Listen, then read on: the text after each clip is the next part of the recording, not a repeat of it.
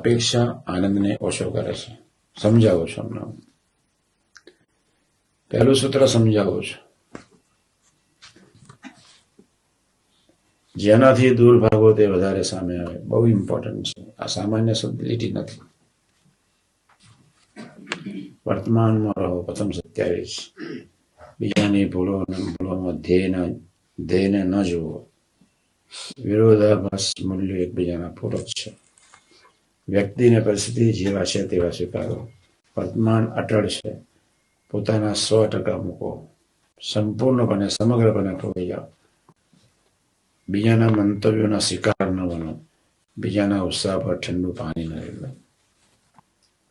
આત્મા આનંદનું સ્વરૂપ છે. સત ચિત આનંદ એ આત્માનો મૂળ સ્વભાવ છે, મૂળ ધર્મ છે, મૂળ ગુણ છે.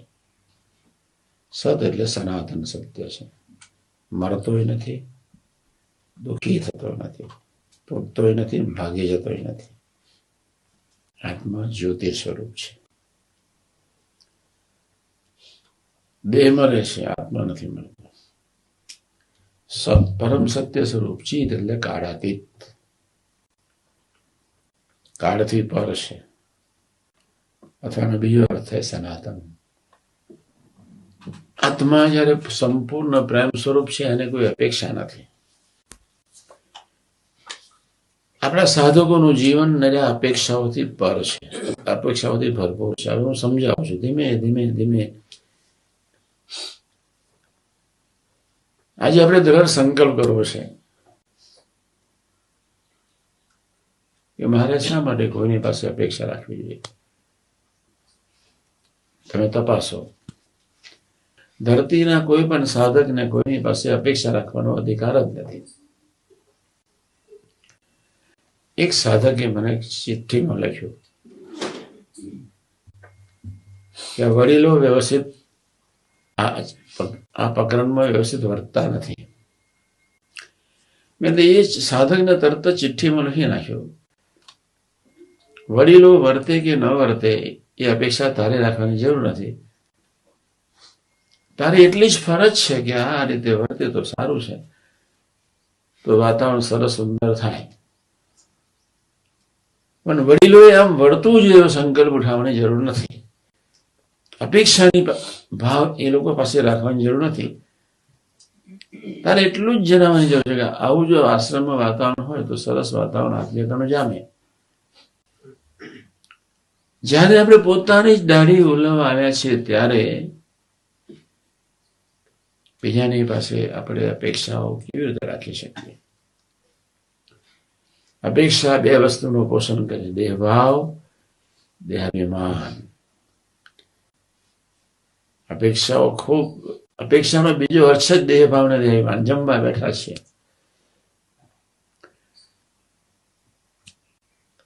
તમને મન થઈ ગયું કે આ મને મળે તો સરસ. સંજોગો નથી મળ્યું, ને સંજોગો નથી ન મળ્યું. મળ્યું તો તમે રાજી થશો, ન મળ્યું તમે ઉદાસ થશો. એ બંને દ્વંદ્વો નકામા છે. અપેક્ષા ધારો કે થઈ, મળે તોય ઠીક, ન મળે તોય ઠીક. એને અપેક્ષાને આગળ તરસ્ત ભાવ કહેવાય.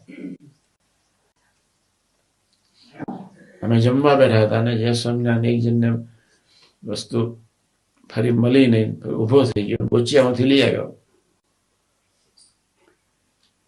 એટલે મેં એને ધીમે ધીમે કહ્યું કે યોગી મહારાજના લાઈફનો વિચાર કર્યો. પોતાની થોટ લાઈફ જિંદગીમાં એકટાના વર્ષમાં 100 ઉપવાસ, રાત્રે જમવાનું નહીં, તમને વહેલું મોડું મળે ન મળે, થોડા ડૂબો. લોન્ડનના પ્રસંગની વાત કરું છું. સાધક સ્વરૂપ મળ્યા પછી પણ બાળક બુદ્ધિની જેમ જ નરી બાળક બુદ્ધિથી વર્તે, નરી ક્ષુદ્રતાથી વર્તે, ધ્યેયહીન વર્તે. શું કરવા જ આવ્યા છે, શું થઈ રહ્યું છે એનો ખ્યાલ જ ના હોય. એવા પ્રકૃતિને આધીન વર્ત્યા કરે છે. આપણને ખ્યાલ જ નથી હોતો કે આપણે પ્રકૃતિને આધીન વર્તીએ છીએ. ગુણાદાસની વાતમાં એટલે લખી નાખ્યું, જીવ પ્રાણી માત્ર પ્રકૃતિને આધીન બોલે છે, ચાલે છે, ખાય છે, પીવે છે, ક્રિયા કરે છે. એ બદલવાનું છે. મોસ્ટ ઇમ્પોર્ટન્ટ વાત એ છે કે તમારી અપેક્ષાઓ પૂરી ન થઈ તો તમારે બે વસ્તુનું ધ્યાન રાખવાનું છે. તમારે કોઈનો અભાવ ન હોવો જોઈએ અને તમારી વૃત્તિ કોઈના આધારે ન થવી જોઈએ. સમજાવો છો? મને મારા મિત્ર પાસે અપેક્ષા હતી કે આવો વર્તવો જોઈએ. યોગી મહારાજ એવું ભવ્ય સ્વરૂપ બેઠો હતો અને હું ટપાલ લખતો હતો. પેલી દીકરી જોડે વાત કરતો હતો. 10 મિનિટ થઈ, 20 મિનિટ થઈ. બાપા બેઠા છે ને 20 મિનિટ ત્યાં ટાઈમ કરવાની જરૂર હતી. ગોંડલના ત્યાં આગળ ખૂણામાં દાદરા આગળ એક નાન ને ત્યાં જઈને ઉભો થઈને એક બૂમ પાડી. પેલા સાંભળીને મસ્ત હતો પ્રેમમાં. એની વાતોમાં સ્ત્રીને પુરુષ પ્રેમ હોય કે ના હોય, પણ એ દીકરો ને દીકરી એટલા મસ્ત હતા એટલે સ્વામીજી મારી બૂમ પછી આંખ ઉગાડી. સ્વામીજી આમ ઊંચું જોયું. ગુરુ આપણે બેસી જાઓ. ઇનડાયરેક્ટલી મને ઘણું કહી દીધું. એ આવે કે ના આવે, વાત કરે કે ન કરે, સત્સંગ કરે કે ન કરે, તારા જીવમાં આ રીતનો અપેક્ષાનો સાત્વિક ભાવ રહેવો જોઈએ.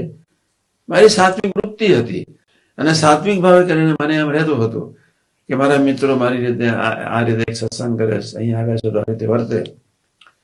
તમને કહેવાનો કંઈક કિંચિત હેત હોય તો અધિકાર છે, પણ અપેક્ષાની ભાવથી નહીં કહેવાનો. હું માઇક લઈને બેઠો છું ને તમે સમજી જાઓ એવા ભાવથી નહીં કહેવાનું.